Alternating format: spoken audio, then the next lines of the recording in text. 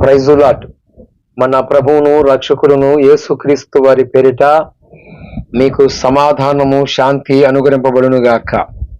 ప్రభువునందు దేవుని బిడ్డలారా, ఈరోజు ఈ యొక్క సందేశము ఏమిటంటే, మరి ఎన్నిసార్లు చెప్పినా విననొల్లక ఉన్నారు మనుషులు. వీరు మరి మూర్ఖులు అనుకోవచ్చు. ఎవరంటే బోకరైన లలిత కుమారు, కరుణాకర సుగన, మరి రాధా మనోహర దాసు. ఈ ముగ్గురు మూర్ఖత్వానిలో మూల ఆచారములో ఉన్న మరి నిజమేమిటో అబద్ధమేమిటో తెలుసుకోలేక సతమతమైపోతున్నారని చెప్పవచ్చు. ఎందుకంటే మన ప్రభువు వారు వీళ్ళ కోసం కూడా ప్రాణం పెట్టాడు. మనమంటే ఏదన్నా అనిశ్చితిగా జరిగినా, ఎవరన్నా మనల్ని ఇతరులు దూషించినా, లేక మనము ఇతరులని మాట్లాడినా మనము క్షమించలేకపోతాము. కష్టం. మనము ఇతరులని క్షమించాలి అంటే మరి యేసు ప్రభు వారు అనగా సృష్టికర్త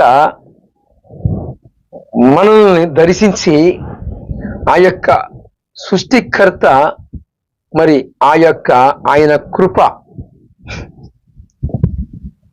ఆయన కృప ద్వారాగా మనము సృష్టికర్తని ద్వారా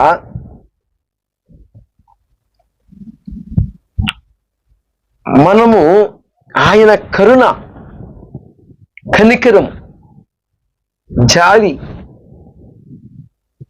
దయను బట్టి మనము మంచివారిమా, మనము కూడా క్షమించబట్టానికి అర్హత లేని వారిమి కదా అని యేసు ప్రభు వారి యొక్క ఔన్నత్యమును తలపోసుకుంటూ, ఆయన మన కోసము చేసిన ఆ త్యాగమును తలంచుకుంటూ మనము మంచివారిమి కాదు కదా, మరి మనల్ని ప్రేమించాడు కదా, మనల్ని సహిస్తూ ఉన్నాడు కదా దేవుడు, మనల్ని భరిస్తూ ఉన్నాడు కదా దేవుడు అని మనల్ని ఇతరులు ఎంతగా శోధించినా, ఎంతగా దూషించినా, ఇప్పుడు ఈ రాధా మనోహర దాసు, ఈ కరుణాకర సుగుణ, బోకర లలిత కుమారు క్రైస్తవులని భయంకరంగా దూషిస్తూనే ఉన్నారు. క్రైస్తవులని రకరకాలుగా యేసు ప్రభు వారిని కూడా దూషిస్తూ ఉన్నారు. వారి నోటుకొచ్చినట్లుగా ప్రలోభాలు పలుకుతూ ఉన్నారు. అయినా సరే వీరందరినీ సహిస్తూ ఉన్నాం. మనకి అంటే భగవంతుడే వీరిని సహిస్తూ ఉన్నాడు. శూన్యములో సృష్టిని చేసిన ఆ యొక్క మహోన్నతుడు, సర్వశక్తి కలిగిన ఆ సైన్యములకు అధిపతియగు యెహోవా, ఆయన ఔన్నత్యమును మనము వర్ణించటము చాలా కష్టతరం. ఆయన ఔన్నత్యమును, ఆయన ప్రేమను వివరించటము మానవుల యొక్క వల్లయ్యే పనైతే కాదు, అలాగనే దేవతల వల్ల కూడా కాదు. ఎందుకు? ఆయన తేజస్సు ఎవరూ సమీపించరాని తేజస్సులో ఉన్నప్పటికీ మానవులు అందరి కోసమును తన యొక్క పిల్లలు రక్త మాంసములు కలిగిన వారుగా ఉండిన కారణం చేత ఆయన పిల్లల కోసము ఆయన కూడా రక్త మాంసములను ధరించి ఆయన ప్రాణం పెట్టడానికి వచ్చాడని ఎవరు?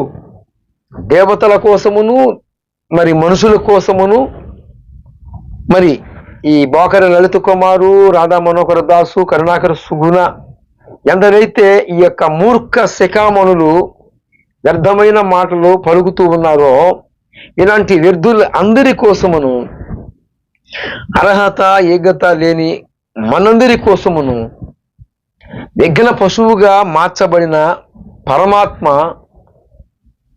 సర్వశక్తి కలిగిన దేవుడు మనందరి కోసము వచ్చి ప్రాణం పెట్టాడు. మనము ఇతరుల్ని క్షమించుతాము, కానీ లోక సంబంధులుగా ఉన్న వ్యక్తులు క్షమించాలి అంటే వారికి మరి పాఠాలు నేర్పే సృష్టికర్త లేడు. పాఠాలు నేర్పే సృష్టికర్త ఉంటే ఏమండి తప్పకుండా సరిచేయబడతారు, సరిదిద్దుకుంటారు. కానీ ఈ రాధా మనోహర దాసు, బోకర్ లలిత కుమారు, కరుణాకర సుగుణ వీరు ఎంత చెప్పినా సరిదిద్దపట్టలేదు అంటే వీరికి ఎవరు కూడా వారిని సరిచేసి సరిచూసుకునే వారిని దిద్దేవాళ్ళు లేరు. మనల్ని భగవంతుడే సరిదిద్దుతూ ఉన్నాడు. ఎప్పటికప్పుడు ఆయన యొక్క మహాకృపను బట్టి, ఆయన యొక్క బ్లెస్సింగ్, ఆయన యొక్క అభిషేకము, ఆయన యొక్క తైలము మన మీద పోస్తూ ఎప్పటికప్పుడు మనల్ని సరిదిద్దుతూ ఉన్నాడు. కానీ ఈ బోకరైన లలిత కుమారికి, రాధా మనోహర్ దాసుకి, కరుణాకర సుగుణాకి, ఇంకా ఎందరైతే ఉన్నారో అజ్ఞానం అనే అంధకారం అనే చీకటిలో కొట్టు మిట్టాడిపోతున్న వారందరికీ కూడా, వారందరి మనోనేత్రాలు వెలిగించటానికి భగవంతుడు జగత్తి పునాది వేయబడక మునిపే అందరినీ నిర్మించిన ఆయనే ఈనాడు మౌనంగా ఉండటానికి కారణం ఏమిటి? ఈనాడు మౌనంగా ఉండటానికి వేతు ఏమిటి అని చూసుకుంటే ఏమండి,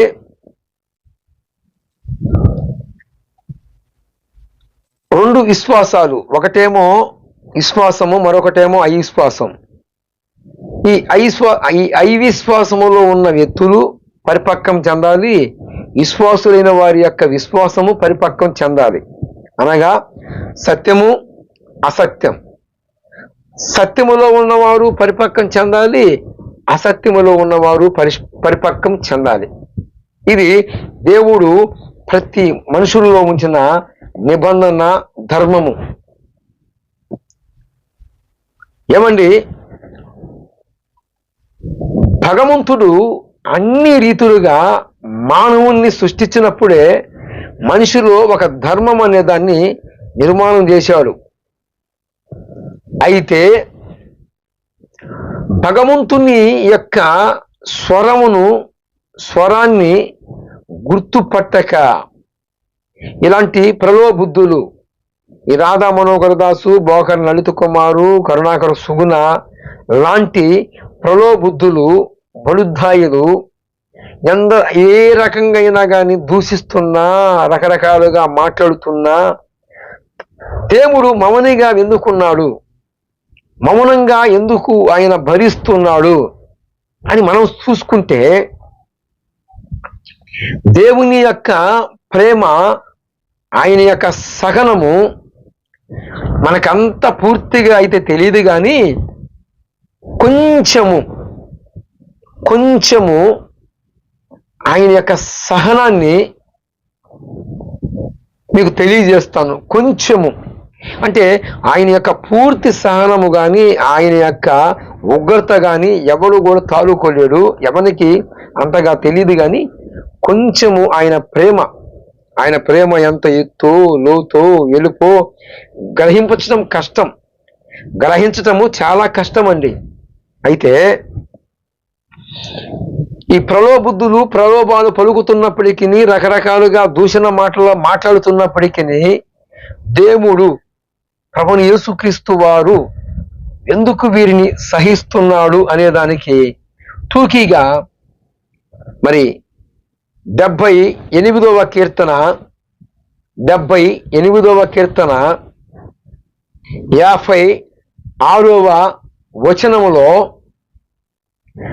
మరి ఇలాగ రాయబడి ఉంది, మహోన్నతుడైన దేవుణ్ణి వారట శోధించారట, ఆయన శాసనములను వారు ఉల్లంఘించారట. మహోన్నతుడైన దేవుణ్ణట శోధించారట. ఏమండి, ఇది ఎవరు? ఈ బోకర లలిత కుమారు, ఈ యొక్క మరి రాధా మనోహర్ దాసు, ఈ కరుణాకర్ సుగుణ, ఈ బడుద్దాయులు, ఈ యొక్క అవివేకులు ఇప్పుడు ఈ యూట్యూబ్ ఛానల్స్ వచ్చినాక, లేకపోతే అక్కడక్కడ వారి యొక్క ప్రలోభాలు, గతములో ఇంత పాపకాలము ప్రతి ఒక్కరూ అనేక రకాలుగా యూట్యూబ్ ద్వారాగా జనములోకి వచ్చారు. కానీ ఈ టెక్నాలజీ, ఈ యొక్క వ్యవస్థ వీరింకనూ పుట్టుక మునిపే ఎవరు? ఈ బోకరైన లలిత కుమారు, కరుణాకర్ సుగుణ, రాధా మనోహర్ దాసు ఇంకనూ వీరు భూమి మీదకి రాక మునిపే అరణ్యమందు దేవుని ప్రజలుగా పేరు పొందిన వారట దేవుణ్ణి శోధించటం మొదలుపెట్టారు. శోధించుతున్నారు అని ఎందుకు చెప్పాడు అంటే 78వ కీర్తన అంతా కూడా పూర్వీకులు ఐగుప్తు దేశములో బానిస కట్టుల నుంచి వారు ఎలాగ తేబడ్డారో, ఆ బానిస స్థితి నుండి వారిని ఎలాగా దేవుడు రక్షించాడో, శత్రువు చేతిలో నుండి మన పితరులని ఎలాగా మహోన్నతుడు రక్షించాడో, ఆ యొక్క స్టోరీస్ మొత్తము కూడా 78వ కీర్తన మనకు తెలియజేస్తున్న సత్యం ఏంటంటే, ఐగుప్తు దేశములో నైల్ నదిలో, ఆ నది అంతా కూడా ఐగుప్తు ప్రజలు నీళ్లు తాగుతారు. ఆ నీళ్లు తాగే ఆ నదిని దేవుడు ఒక సూచక్రియ అంటే ఆ నైల్ నది మొత్తము కూడా రక్తముగా మార్చబడి ఉంది. మరి అదే ప్రాంతంలో ఇశ్రాయేలు ప్రజలు ఉన్నారు. వీరికి మాత్రము మంచినీరు మటికి మంచినీరుగానే ఉన్నది, రక్తముగా మార్చబల్లా. దేవుని ప్రజలకి శత్రువులు ఎవరైతే ఉన్నారో వారికేమో నీళ్లు రక్తముగా మార్చబడ్డాయి. అయితే అదే ప్రాంతంలో ఉన్న దేవుని ప్రజలకు మాత్రము నీళ్లుగానే ఉన్నాయి. కానీ ఐగుప్తు ప్రజలందరూ కూడా రకరకాలైన యాతనలు, బాధలు, అనేక రకాలైన పరిస్థితులను ఎదుర్కొంటూ ఉంటే దేవుని ప్రజలైన ఇశ్రాయేలు ప్రజలు సుఖశాంతులతో, సంతోషముతో వర్ధిల్లుతూ ఉన్నారు. వాళ్ళు ఇన్ని కార్యాలు చూసిన ఈ ఇశ్రాయేలు ప్రజలు అరణ్యములోకి వచ్చేటప్పటికి దేవుడు చేసిన, మహోన్నతుడు చేసిన ఆ సూచక్రియలు, మహత్ కార్యాలు మర్చిపోయి కృతజ్ఞతాహీనులైపోయి, ఈ కరుణాకర్ సుగుణ గనక కృతజ్ఞతాహీనుడైపోయి వాళ్ళ నాన్నమ్మ బాప్తిసం పొందినప్పటికీ మనలా కృతజ్ఞతాహీనుడు అంటే మనిషి యొక్క నైజము మీకు తెలియజేస్తున్నాను. కృతజ్ఞత ఆ యొక్క మనస్తత్వం కలిగిన వాడు వర్ధిల్లలేరు. ఇలాగనే అరణ్యములో ఇశ్రాయేలు ప్రజలని దేవుడు అద్భుతాలు చేసి, ఎంత అద్భుతం అండి, ఎంత ఆశ్చర్య కార్యాలండి, ఊహకి అందవు. క్లైమాక్స్ అంటగా మేఘము సూర్యుని కమ్మినప్పుడు ఎంత చల్లగా ఉంటుందో, ఆ యొక్క చల్లదనాన్ని అరణ్యములో ఎక్కడ తన ప్రజలు ఆకులు వలె ఎండిపోతారేమని ఆ 7 దెబ్బకి పగల మేఘస్తంభముగా ఉన్నాడండి. రాత్రి అనేక రకాలైన క్రూర జంతువులు, మృగాలు, మరి రకరకాలైన ఇసువ జంతువుల నుండి, మరి సర్పము నుండి ఇశ్రాయేలు ప్రజలని పగలేమో మేఘస్తంభమై రక్షించుకున్నాడు, రాత్రేమో ప్రకాశవంతమైన దీపములయ్యి వారిని కాపాడాడు. అలాంటి సూచక్రియలు, మహత్కార్యాలు అన్ని చూసినప్పటికీ అరణ్యములో మహోన్నతున్నట శోధించారట.